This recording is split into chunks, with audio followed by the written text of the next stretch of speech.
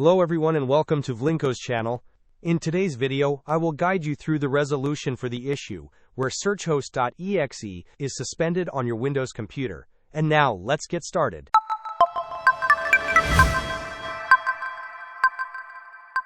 If you are experiencing the problem of Searchhost.exe being suspended on your Windows system, we have a few solutions to try.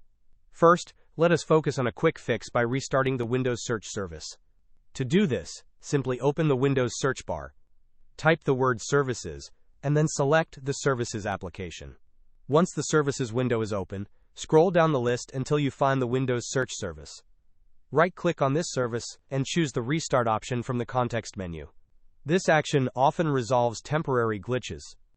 If restarting the service does not entirely fix the problem, we can proceed with a system file check. Again, use the Windows search bar and type Command Prompt. This time, right-click on Command Prompt and select the option to run as administrator. In the Administrator Command Prompt window that appears, type the command sfc/scan now and press the Enter key. This command will initiate a scan of your system files and attempt to repair any corrupted ones. As a further step, if the previous methods did not yield the desired results, updating your Windows operating system can often resolve persistent issues.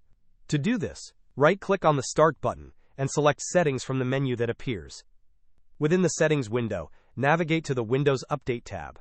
In the right pane, click on the button that says Check for Updates.